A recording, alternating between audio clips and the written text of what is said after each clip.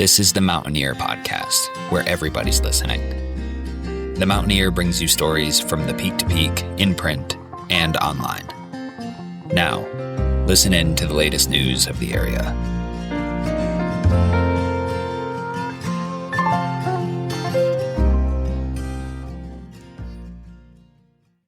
It's not often the words ward and destination are in the same breath. But the tiny mountain town off the peak-to-peak highway used to be just that. It was once home to 5 hotels and considered an epicenter of the Colorado Gold Rush. Now, a couple of local business owners are bringing that history back. Welcome to the Mountaineer Podcast. I'm Tyler Hickman. Today, we're featuring an episode from our sister podcast, Shay Castle's Boulder Valley Frequency, about a pair of mountain women breathing life into Ward's Columbia Hotel, which just opened its doors after a year and a half of renovations. Before we get to that, here are this week's top headlines.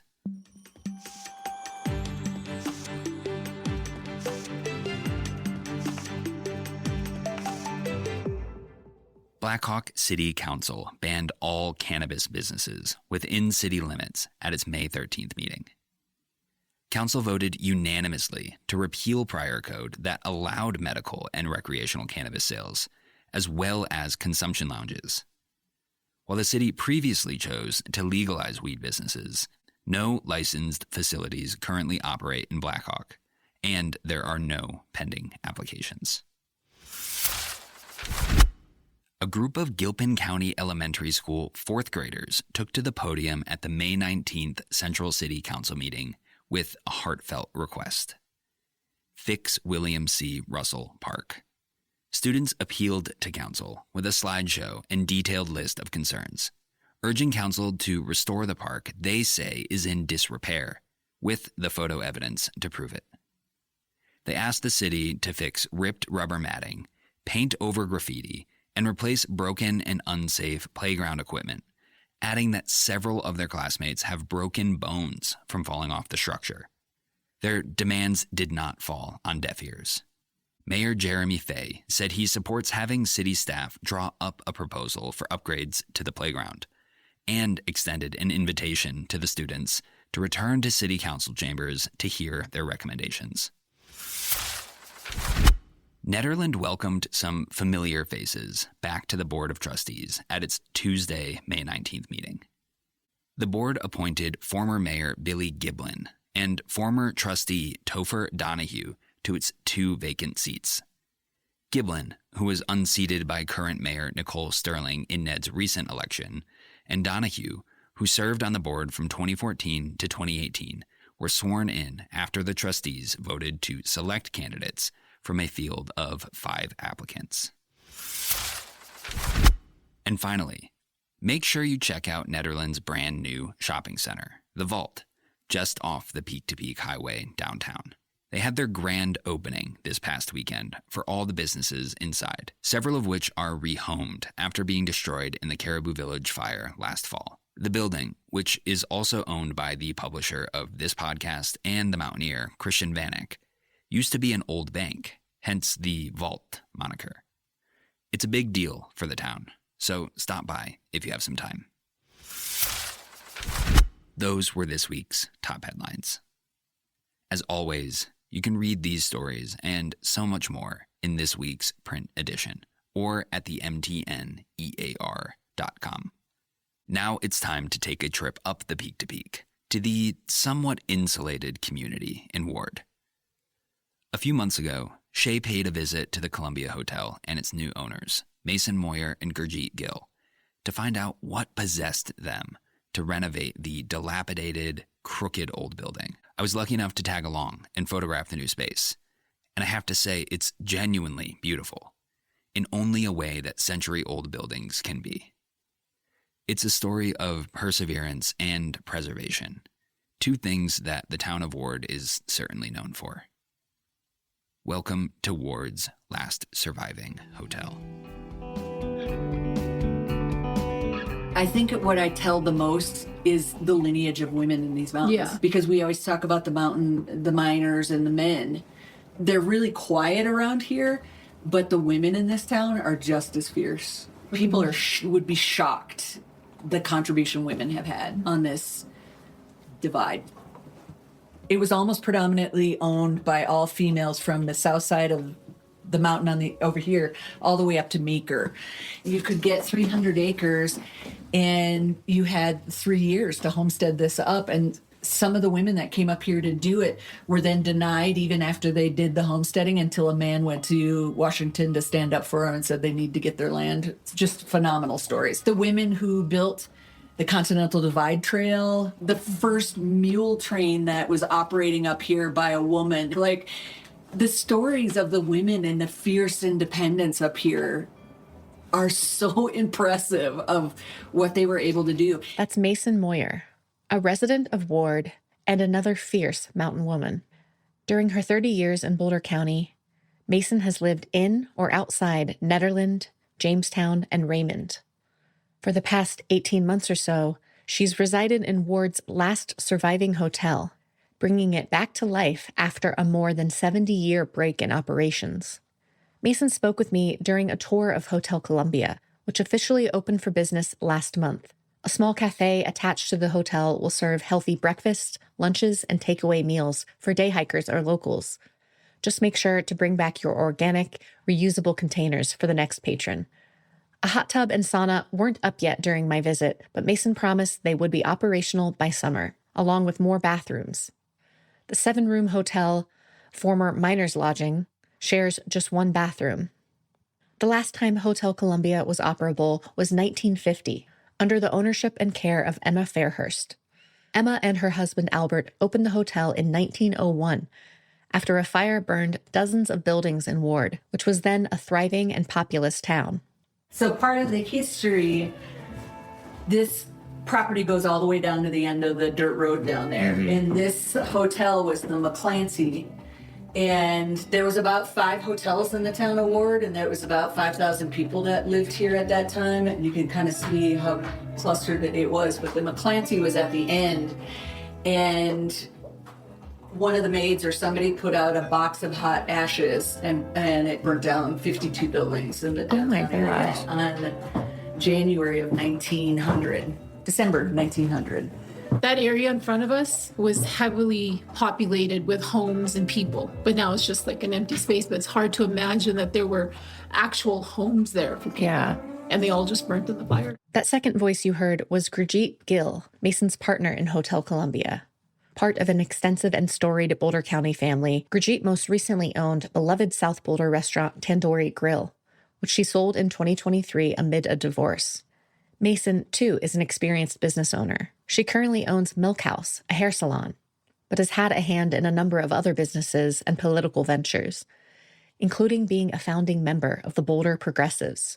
Regular listeners of this podcast will recognize her as an organizer with Big Tent BOCO, a group petitioning to add 2 more commissioners in Boulder County.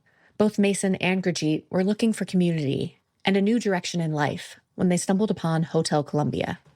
We're both in our 50s, and we both have owned businesses, and we were kind of done doing what we were doing in respective fields. We both wanted to do another business, but neither one of us wanted to do it alone. And then at one point when we found this, it had been on and off the market for several years. And I was like, let's go look at it. So this rock wall that's on the back side of here, there was a torrential rainstorm the day that we came. And it literally, the water was running through the wall and out through the front. And I took a video of it. I was like, well, that's interesting. How do we embrace the flow? Yeah. That didn't discourage you, though. No, because to me, everything's fixable. That ethos was seriously tested by the 125-year-old hotel. That leaking rock wall meant all the floors and part of the walls had to be ripped out and replaced. Masyn moved in during the bitterly cold winter of 2023 and 2024 without functional heat or a shower. In January, the main water line busted. Then the septic line froze and needed replaced. Like the sturdy, independent women who came before them, Masyn and Gurjeet did all the work themselves. Honoring the women of the mountains is an important part of Hotel Columbia. The bookshelves are filled with local biographies and history books, Pictures of the hotel's two owners are front and center in the living room. Emma Fairhurst and her niece, Hazel Schmoll, whose legacy extends far beyond the historic property. When Ward's population dipped to just 4 full-time residents after World War II, Hazel was one of them. So she graduated Chicago University as one of the first female botanists, and she became the state of Colorado's first female botanist, and she came back here to Ward, where Emma was. But the other cool part of her was that, one, she owned a ton of land. Hazel gave the land to the Christian camp that's up on Overland. She owned all that farmland. She never married, never had any kids. She farmed all of it. And I don't know how Georgia O'Keeffe found Ward, but she came here, and she's got several famous paintings of the church that's directly behind us. And she became very, very close friends with Hazel and lived here a lot after she came back from New York and before she started Ghost Ranch. We just heard a story. We're in Georgia, wanted to attend, so there was no roads, obviously, and they rode horses up to an event at Estes Park, stayed overnight in a tent, and then rode their horses back. Yes, it's that Georgia O'Keeffe Masyn is referring to.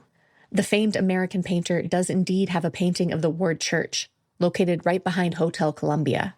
It's unclear whether or not O'Keeffe ever visited the hotel during her time in Ward, but it's not unlikely. President Teddy Roosevelt is believed to have stopped there during his 1906 trip to dedicate Mesa Verde National Park. As Colorado's mountain towns went from being the epicenter of the economy to sleepy little hamlets and now tourist destinations, it's important to preserve the history, Masyn says.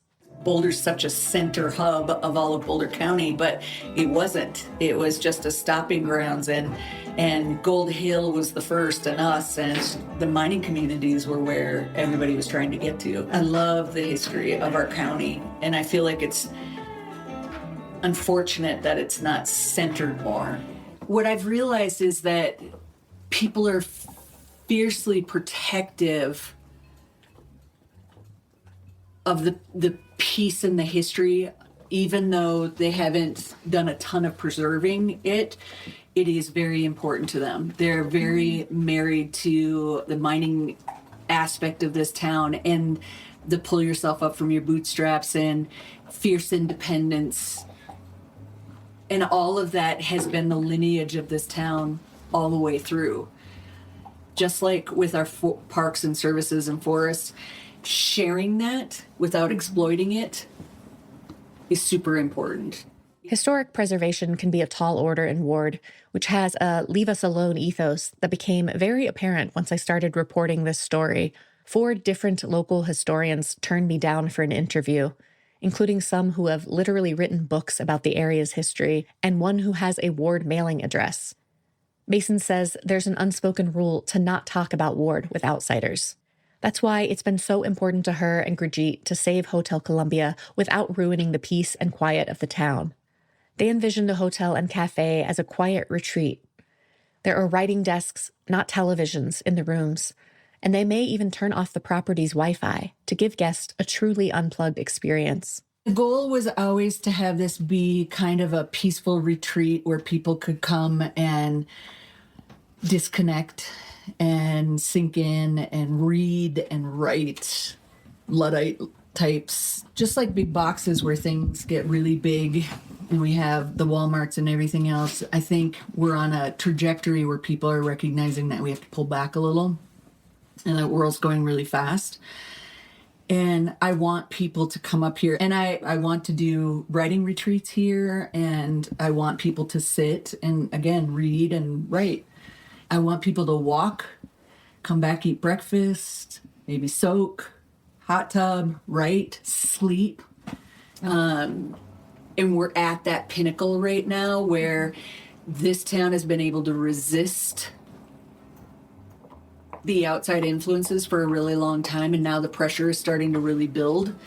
So how do you preserve the history without, again, ruining it or exploiting it? Which we've seen with every other mountain town, right? Mm-hmm. Breckenridge, Leadville, all these other places. So how do you get a county to want to preserve, help, and protect without overstepping, dominating, destroying the ethos of a community.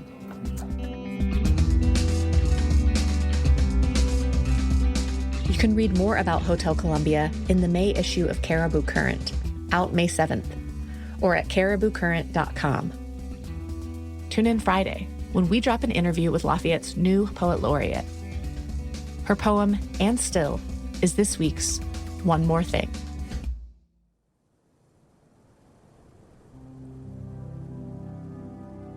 And still. A coyote walks onto the half-frozen waters of Wanaka Lake, and the winter sun, as startled as the people circling the shoreline, pauses its slow creep behind the mountain and stares. Its last gasp light, slanted and golden, clings to the animal's coat, turning her form to treasure. Tempting, maybe, to imagine a time when wild things wandered a landscape not staked or claimed or platted or mined, before playground and parking lot, frisbee golf, and the thwack, thwack, thwack of pickleballs. Just shh. The susurrant wind drifting across endless plain, first people's footsteps breaking tall, brittle grasses, and a coyote walks onto the half-frozen lake. But the past won't behave, refuses to humor our longing for a landscape that did not exist, and insists that the lake, like history, is man-made. A spring dammed in 1865 for thirsty farmland, and a coyote walks onto the ice. The lake soon wider, deeper, the keeper of water needed to steam power a plant, electrifying the night, and again, a coyote walks onto the ice, and it's easy to imagine pinpricks of luminescence pushing back the darkness from Longmont to Denver, the strength to sustain candescence moored on the south shore of the lake, our lake, its waters half frozen.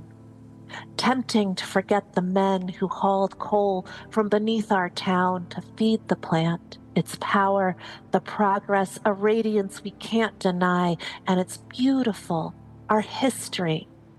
Ugly, too, what we claimed, those we exploited, excluded, the slag piles left behind. Or are they a monument to what we must remember?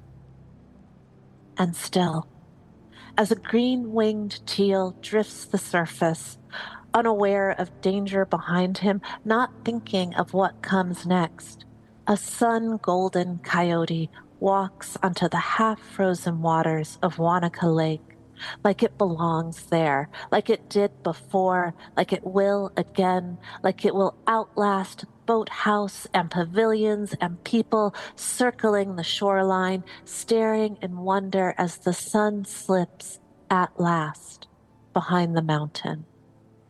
The past howls, the now listens, the future begins to sing.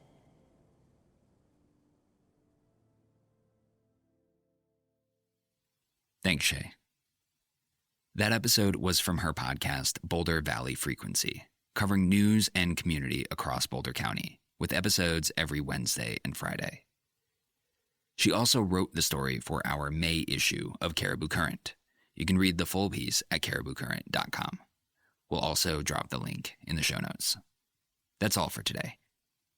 If you liked today's episode, make sure to subscribe to the show and to The Frequency, wherever you get your podcasts, and send the episode to your friends, family, whoever. It's the best thing you can do to help us grow. One last thing. You might have noticed some new music at the top of our show. Our new theme song is courtesy of Nederland's own Brittany Wagner. She also happens to be the Mountaineers' office administrator and a really great music reporter. She wrote a thoughtful little piece about Stanley Jordan at the Caribou Room, which we featured on the podcast a few weeks back. She's a rock star, if you can't tell. So check out her music. Once again, this is the Mountaineer Podcast. I'm Tyler Hickman. Thanks for listening. We'll see you next week.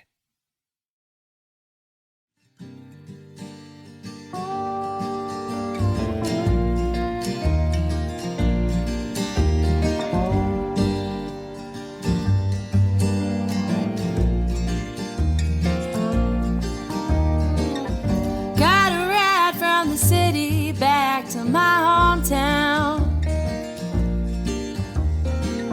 Everything seemed different but the same, I can't tell if anything's changed or just the inside of my head. I can't find out tonight, I'll just keep drinking instead.